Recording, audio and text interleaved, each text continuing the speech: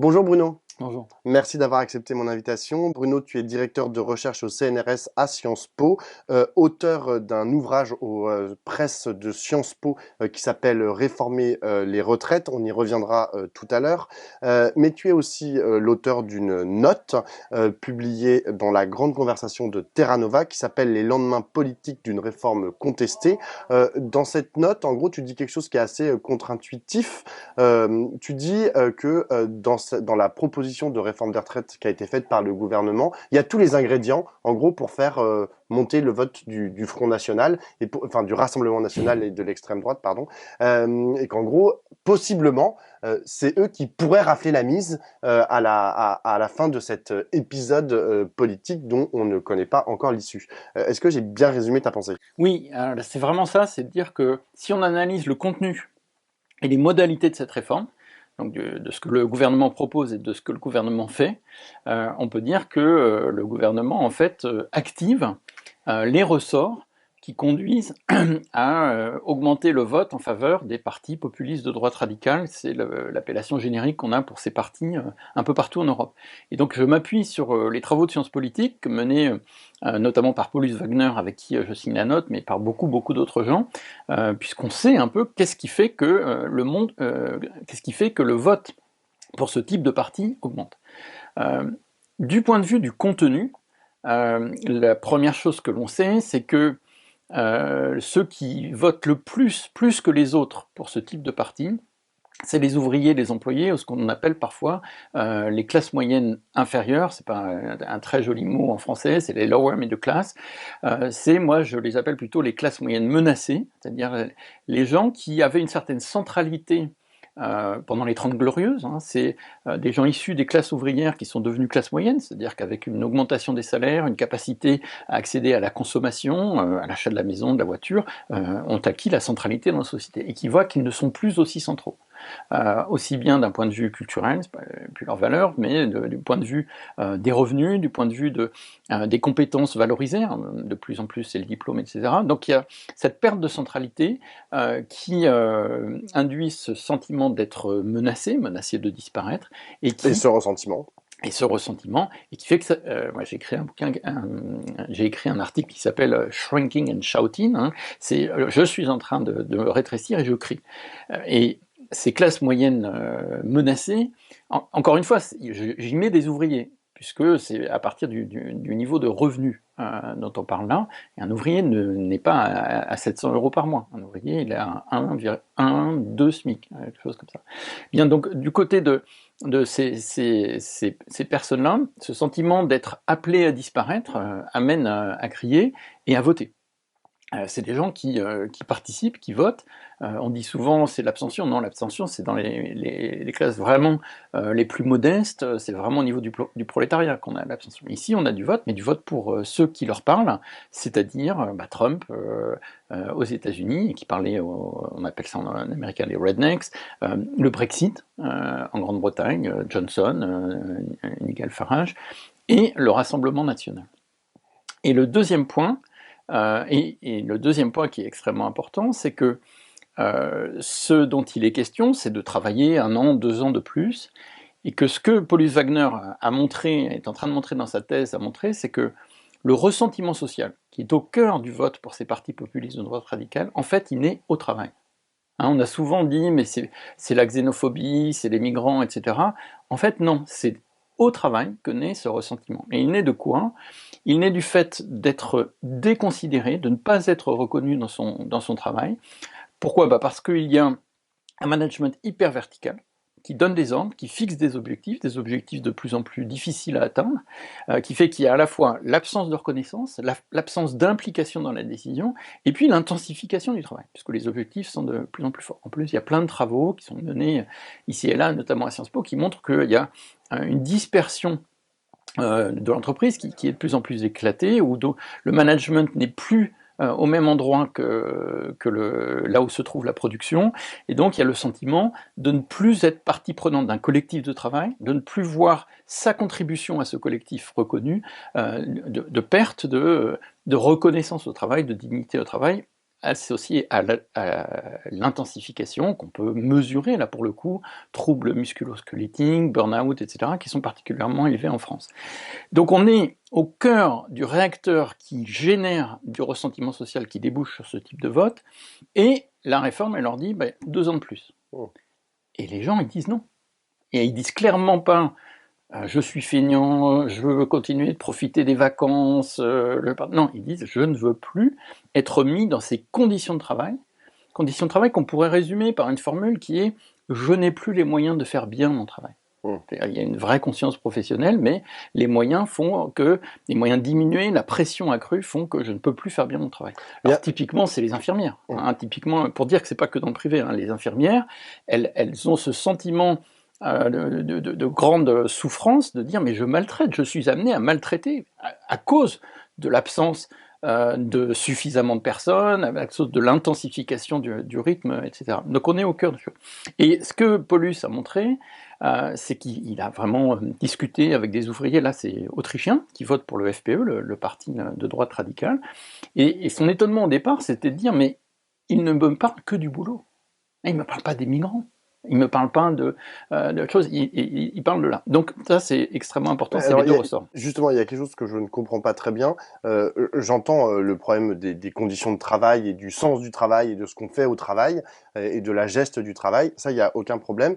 Mais j'arrive pas très bien à comprendre le rapport en fait avec après le vote d'extrême droite. Est-ce que véritablement, dans le projet porté par l'extrême droite française ou autrichienne ou américaine, il y a des réponses qui sont apportées, ou plutôt les gens qui sont les victimes finalement des conditions de travail dont tu parles, qu'est-ce qu'ils voient en fait dans le projet de l'extrême droite qui leur permettrait de relever la tête? Ils voient la reconnaissance. La première chose, c'est qu'ils voient que au moins eux, ils parlent de nous. Ça, c'est vraiment le point essentiel. Excuse-moi, j'ai jamais tellement entendu parler Marine Le Pen du travail. Si. Alors là, pour le coup, tu peux analyser toutes les positions actuelles de Marine Le Pen, du vice-président de l'Assemblée nationale, et tu verras qu'à chaque fois, ils vont passer, qui font souffrir ceux qui bossent dur, ceux qui travaillent, ceux qui bossent dur. C'est l'expression qui bossent dur, qui travaillent dur. Toujours. C'est l'identifiant, l'identifiant. Alors, justement, ça c'est important. Si je peux revenir, parce que j'ai dit, il y a 2 éléments de contenu, mais il y a 2 éléments de modalité, parce que ce qu'il faut comprendre, c'est comment effectivement le Rassemblement national arrive à capter ça, ce ressentiment. Donc le ressentiment, on l'a identifié, et tu vas me dire à un moment, mais pourquoi pas la gauche, etc. Donc déjà, essayons de comprendre comment le Rassemblement national s'y prend. Et donc, la première chose, c'est que le calcul politique fait qu'ils ont identifié et que c'est les premiers ou ceux qui ont le mieux identifié qu'il y a quelque chose ici à cultiver. Mais encore une fois, c'est pas les seuls. C'est sans doute l'extrême droite nordique qui le premier l'a identifié. Trump, vraiment, encore une fois, Brexit, etc. Une fois qu'ils l'ont identifié, comment on leur parle ? Et là, il y a un deuxième élément qui est propre, qu'on retrouve dans cette réforme des retraites, mais qui est plus général, qui est les éléments populistes. Donc le populisme, de gauche ou de droite, qu'importe, il va construire une opposition entre nous, le peuple, et les élites corrompues, etc. Il y a 2 grandes modalités de construction de cette opposition. C'est de dénoncer les élites comme étant corrompues. Alors au pire, c'est la corruption financière, mais au moins corrompues du côté des valeurs, et donc mentir. Ils nous mentent, c'est vraiment une des choses qui nous détache des élites et qui permet de dire mais moi je vous mens pas puisque je le dénonce et je suis proche de vous. Voilà, c'est pas besoin de faire un dessin, de dire qu'autour de cette réforme, la communication pour le moins erronée, voire pire, autour des 1200 €, mais il y a d'autres éléments, elle peut alimenter cette distance, cette critique des élites. Le deuxième point qui construit ce discours populiste anti-élite, c'est il ne se préoccupe pas de nos problèmes. Donc là encore, le fait de faire des manifestations, le fait de se reconnaître dans les sondages d'opinion, il y a une très très grosse majorité qui est contre, et de voir que le gouvernement, quoi qu'on fasse, quoi qu'on dise, passe outre et passe en force, ça renforce ce sentiment de les élites sont coupées de nous, et donc il faut qu'on aille auprès de gens qui sont proches de nous. Donc ça, c'est les constructions du côté de la demande, si on peut dire, le problème travail. Et moi, j'ai une demande de reconnaissance. Alors, que fait le Rassemblement national ? D'abord, elle reproduit le discours anti-élite. Ils mentent, ils sont corrompus, ils ne s'occupent pas de vous, etc. Deuxièmement, elle envoie les signaux. Elle dit, moi je défends les gens qui travaillent dur. Et tu pourras regarder systématiquement, ils font pas grand-chose, hein, le Rassemblement national en ce moment, mais ils le disent à chaque fois. Et plus précisément, ils vont construire ce groupe dans un travail de division. Ils vont construire ce groupe comme une identité qui les rassemble en les opposant à ceux d'en dessous. Donc, ce que fait un parti populiste de droite radicale, c'est pas du tout propre au Rassemblement national, mais le Rassemblement national le fait, il va valoriser ceux qui travaillent en les mettant en contraste, en opposition, en haine, si on peut dire, des cassos, hein, de ceux qui foutent rien, qui bénéficient de la prestation sociale. Et là, il faut bien connaître les mécanismes de protection sociale, et tu les connais bien, parce que les gens dont on parle, ces classes moyennes menacées, les ouvriers, les employés, ils sont juste au-dessus. Et juste au-dessus, ça veut dire que je ne suis pas assez pauvre pour tomber dans les critères de l'aide sociale, des choses comme ça, que ce soit les allocations familiales ou d'autres. Et donc ça crée une jalousie qui est entretenue par ce type de discours, dire vous bossez, vous méritez, et vous êtes négligé par les élites, par l'État-providence qui vous aide pas. Et par contre, regardez cela, ils abusent. Alors, soit on peut dénoncer les chômeurs feignants qui travaillent pas, soit on peut dénoncer les migrants qui certes travaillent mais bénéficient des allocations familiales, etc. Bref, on construit le groupe en lui donnant l'identité vous bossez, mais aussi par rapport à l'opposition avec les autres. Donc ça, c'est les mécanismes à l'œuvre qui me semblent être réactivés, voire accélérés par la réforme des retraites et ses modalités. Mais il y a une mobilisation contre cette réforme des retraites, une mobilisation qui, quand même, est emmenée par une partie de la gauche, hein, à la fois la gauche politique, mais aussi la gauche syndicale. Donc on a une espèce de mouvement ouvrier qui, bon an mal an, est en train de se reconstituer, et c'est elle qui donne le tempo dans la rue. Est-ce que toi, tu vois dans ce qui est en train de se passer à la fois dans la rue, au Parlement, dans les syndicats, est-ce que tu vois quelque chose qui est susceptible de contrer précisément ce que tu racontes avec le Rassemblement national? Oui, je le vois, mais il va y avoir un sacré nombre de conditions à remplir. Mais la première, elle est remplie, c'est-à-dire que, alors tu dis c'est un mouvement ouvrier, moi je dirais c'est un mouvement de travailleurs, de travailleuses et de travailleurs, puisque le problème d'utiliser l'appellation ouvrier, c'est que c'est marqué dans certains secteurs, c'est marqué dans le temps, alors que ce dont on parle maintenant, c'est des gens qui vivent aussi bien dans le secteur privé que dans le secteur public, dans beaucoup de services, cette situation de souffrance au travail, née du management, née de l'intensification. Bref. Mais le premier point qui est évident, c'est que l'unité syndicale a permis, c'est construite sur le refus de passer à 64 ans, mais un refus qui est justifié par le fait qu'on ne peut pas forcer les gens à travailler plus dans les conditions actuelles. Donc le mouvement, dans sa formulation, arrive à mettre en exergue le problème central, à savoir les conditions de travail, le management, la reconnaissance de la contribution de chacun des travailleurs dans les tâches qu'ils accomplissent. Donc ça, c'est le premier temps, c'est vraiment, ça saute aux yeux, mais il faut bien remarquer que si ça saute aux yeux, c'est que c'était très caché, négligé, pas tellement formalisé avant, y compris par les syndicats, parce que pendant très longtemps, les syndicats ont été plus obsédés par sauver l'emploi à tout prix, c'est-à-dire y compris au prix de la dégradation des conditions de travail, y compris de ça, plutôt que améliorer les conditions de travail. Donc, je veux dire, peu de gens ont parlé de ces difficultés liées à l'intensification du travail, à la verticalité du management. Mais là, maintenant, c'est au cœur des choses. Donc, ça, c'est clair que c'est la première tâche. Deuxième étape, c'est est-ce qu'on peut avoir deuxième étape, c'est est-ce que ce message va l'emporter? C'est-à-dire, est-ce que la loi va être retirée?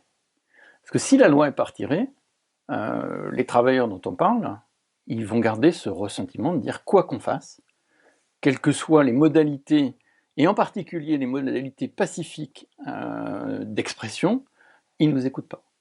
Et donc on retombe dans la rhétorique populiste, ils ne nous écoutent pas, donc... mais le « ils », c'est pas tout à fait les mêmes. C'est le gouvernement, et là on est en train de parler de la gauche. Mais si... Enfin, Comme dirait Roselyne Bachelot sur un plateau de télé, elle disait oh, bah, il n'y a qu'à attendre 2027 et puis voilà. voter Mais l'alternative. d'ici 2027, Il y aura des millions de l'alternative, gens. mais surtout que l'alternative, elle est déjà. Ça, c'est moi l'argument que je dis. On me dit, mais pourquoi pas la gauche? Parce que l'opposition principale, donc l'alternative, hein, c'est Marine Le Pen. Je suis désolé, c'était elle qui était au deuxième tour. Donc pour l'instant, dans les gens, dans l'esprit des gens, ça peut changer, mais il faut du travail. L'alternative, c'est Marine Le Oui, mais Pen. c'est pas elle qui est dans la rue. C'est pas Mais le c'est Rassemblement, là ils la sont. ruse, c'est là tout ce qu'elle a compris, c'est que la meilleure façon de récupérer cette colère, c'est de ne pas apparaître comme étant en train de l'instrumentaliser. Et ça, elle l'a bien compris à l'occasion des Gilets jaunes. Qu'est-ce qui se passait? Rappelle-toi, qu'est-ce qui se passait pendant les Gilets jaunes? Dès que quelqu'un apparaissait comme pouvant être porte-parole, un peu leader, issu du milieu, il se faisait décapiter sur Facebook. Tu te rappelles de ça? Donc c'est cette obsession justement de l'horizontalité, parce que dès qu'une tête sort, elle risque de devenir complice du management, des élites, etc. Et donc il faut surtout pas. Donc qu'a fait Le Pen? Et elle a réussi son coup, elle en a récupéré, elle n'a pas tout récupéré, mais elle en a récupéré, elle a dit je soutiens, mais je ne vais pas essayer de me mettre devant parce que je vais être taxé de récupération. Par contre, au moment où de toute façon il faut choisir des représentants, au moment de l'élection, je serai là. Et donc toi, c'est ce que tu conseilles à la gauche? Non. Mais non, justement pas, parce que la gauche, il y a du travail à faire. Le problème, c'est que si tu veux, tu sais, il y a de l'inertie, donc il y a des dynamiques qui sont en place. Et les dynamiques, si tu changes pas la trajectoire, elle est, t'as le travail au cœur, t'as le populisme au cœur, il y a déjà un parti unifié, cravaté, avec une leaduse incontestée, donc ils sont prêts. Donc la dynamique, si tu laisses les choses rouler, elle est là. Et donc, on peut le déplorer, mais je pense qu'il faut être lucide et regarder les choses. Donc, du coup, je ne peux pas conseiller ça à la gauche parce qu'il y a énormément de travail à faire pour dévier la trajectoire. Parce que la trajectoire, en inertie, elle est là. Et le premier temps, en fait, c'est de bien dire travailleur, gagner, parce que s'il n'y a pas de victoire, là, le ressentiment, il l'emporte. Et ça, c'est ce que je veux dire. Aussi bien Martinez que Berger sont très clairs là-dessus. Si nous, on n'obtient pas une victoire, sur les modalités qu'on a proposées, les gens vont dire bah, vous ne servez à rien. Et c'est la victoire de Thatcher. Pourquoi Thatcher n'a pas cédé un iota, un penny aux syndicats pendant les grèves de 81-82? C'est parce qu'elle savait que s'ils échouent, les gens ne se syndiqueraient plus, les gens ne seraient pas prêts à partir en grève.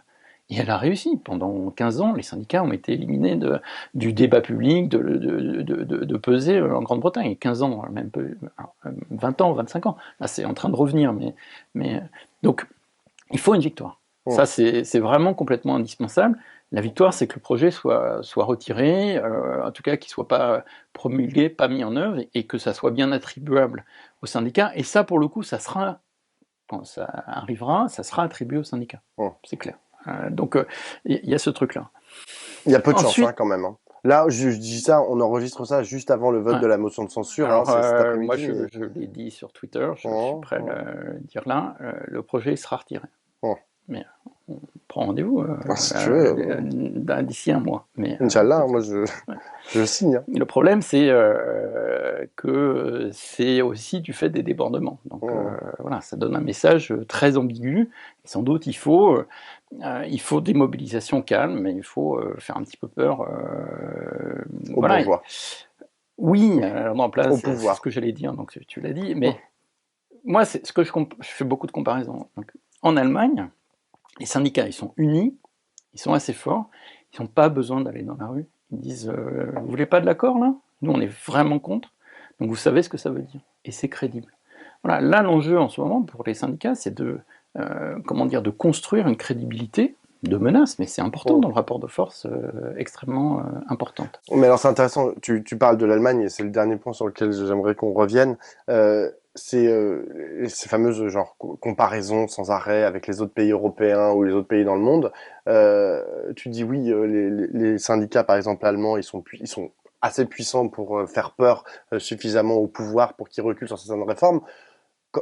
Est-ce que tu as un exemple dans les temps récents d'une réforme des retraites qui aille pas dans le sens d'un allongement de l'âge légal de départ à la retraite? La réponse, je crains que ce soit non, et que sans arrêt, en fait, le mouvement social mondiale ne fait que perdre en fait bataille après bataille. C'est-à-dire que même le mouvement social allemand, avec les syndicats en première ligne, ben, en gros, perd les batailles et ils finissent par signer les accords en disant bon, bah, ok, 65 ans, ok, 67 ans, et là, dans le Nord, là, dans les pays du Nord, bah, ok, 69 ans. Oui et non. Bon.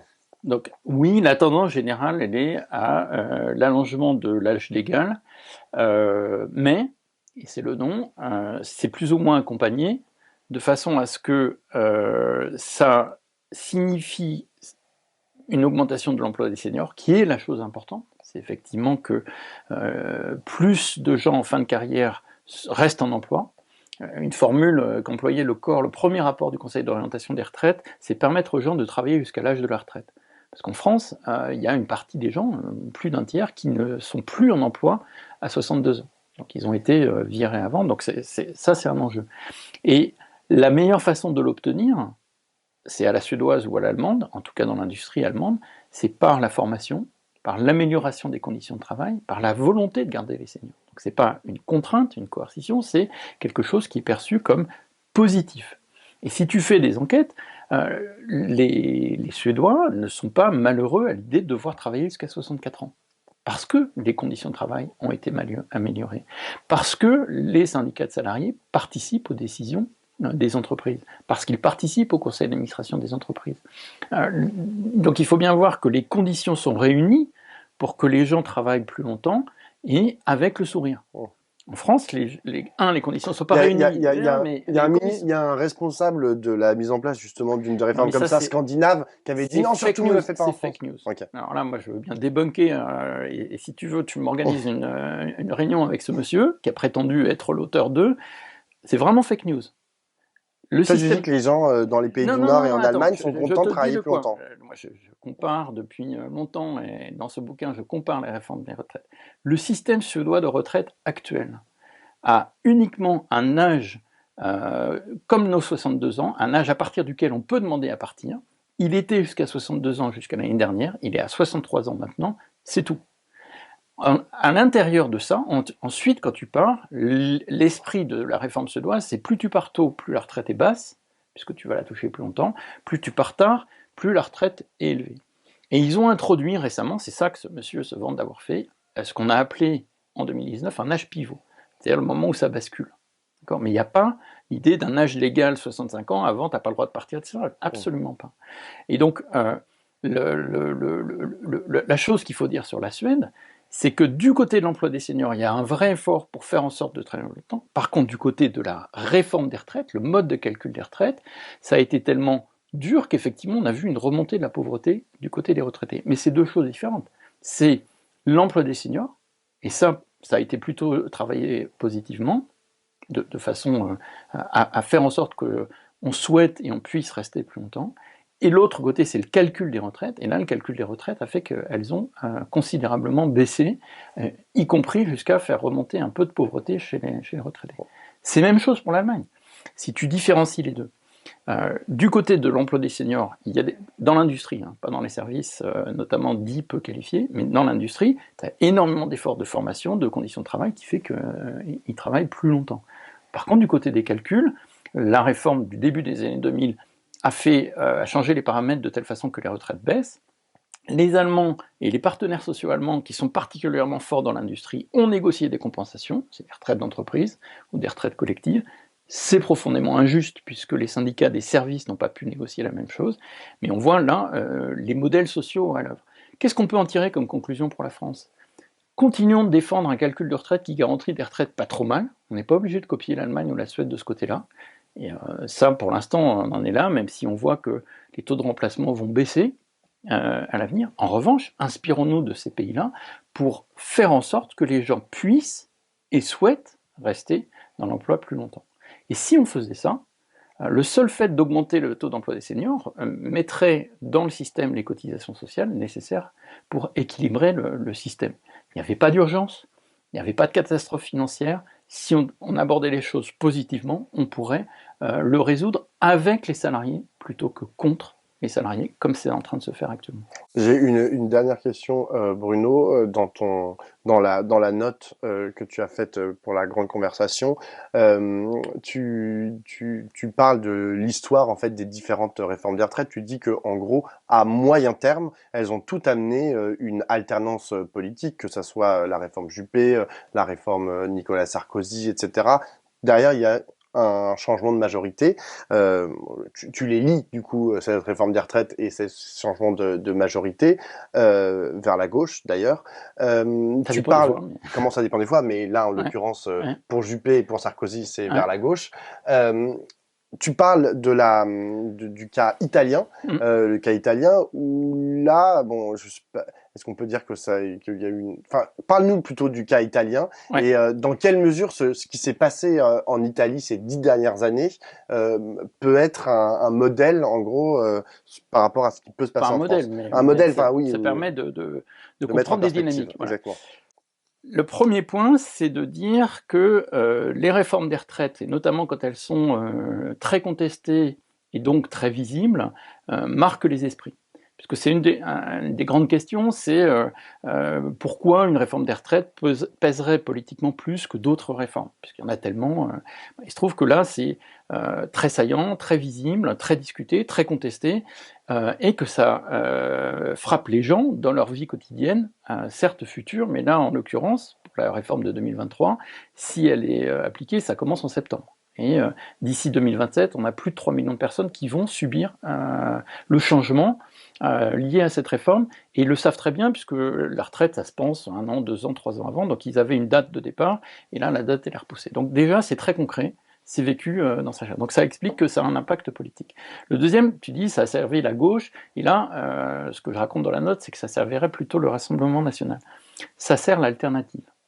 C'est-à-dire que ça sert l'opposition, celui qui est prêt à prendre la place, et encore une fois, la dynamique qu'on a pu voir en 2022, c'est que l'alternative, en tout cas au deuxième tour de l'élection présidentielle, c'était Marine Le Pen. Alors, à charge à la gauche de se reconstruire en alternative, mais il faut bien considérer qu'est-ce qui fait qu'on apparaît comme une alternative. Alors, pour l'histoire italienne, là effectivement l'alternative ça a été les partis populistes, donc Cinque Stelle. Cinque Stelle et la Lega, qui se sont mis ensemble. Le premier point, c'est de dire que clairement, ces deux partis ont construit leur plateforme commune, alors qu'ils ont beaucoup de points de désaccord, sur la remise en cause de la réforme des retraites. Sur d'autres choses, hein, la remise en cause de l'Union européenne, encore une fois, ça nous ramène à notre réforme des retraites, puisque clairement, elle est liée à nos projections budgétaires qu'on a déposées au printemps dernier. L'opposition populiste aux élites, alors là, c'était facile pour eux de le faire, puisqu'il y avait un gouvernement d'union nationale technique, il s'appelle technique là. Donc, on retrouve tout ça, mais encore une fois, cette réforme française, elle concentre toutes ces choses. Et ce qu'ils avaient dit, c'est si on arrive au pouvoir, on remet en cause la réforme. Et contrairement à ce que beaucoup de commentateurs disent sur différentes télés en ce moment en France, ils l'ont fait. Parce que là, il y a plein de gens qui disent ils n'ont pas remis. Non, ils n'ont pas remis en cause les 67 ans. Mais encore une fois, en France, on a aussi 67 ans. Par contre, ils ont donné la possibilité à beaucoup d'Italiens de partir avant sur ce qui s'appelle la règle des 100. C'est-à-dire que si on additionne son âge et les années de cotisation, si ça fait 100, on peut partir avant 67 ans. Donc typiquement, quelqu'un qui a 60 ans et 40 ans de cotisation, ça fait 100, donc il peut partir à 60 ans. Et c'est possible, ça veut dire qu'il a commencé à travailler à 20 ans. Oh. Donc oui, Cinque Stelle et la Lega ont gagné en partie, bien sûr, en partie, pas uniquement, par la mise en avant de la critique de la réforme des retraites et le fait qu'ils allaient la remettre en cause, et oui, ils l'ont fait. Alors, la Mélanie, elle est plus embarrassée, parce que l'Italie est très très prise dans sa dette envers l'Union européenne, en fait. Puis qu'elle, elle vient pas de là. Et qu'elle, elle vient pas de là. Exactement, de Cinque Stelle et la Lega. Non, mais tout à fait, elle a une origine beaucoup plus libérale, on va dire, dans le type d'extrême droite. Hein. Mais il reste que, donc elle dit, on va passer de 100 à 101, 102, 103. Mais elle garde la règle des 100. En tout cas, le mécanisme politique dont je parle, c'est pas que ça favorise toujours la gauche, ça favorise l'alternative. D'accord. Et donc le message vis-à-vis de la gauche, c'est de se construire en alternative. Les caractéristiques, c'est l'unité, c'est de parler du travail aux travailleurs, voilà, moi les deux que je viens, et d'essayer le moins possible d'alimenter l'idée qu'on fait partie de ces élites qui nous mentent et qui nous méprisent. Merci beaucoup Bruno. De rien.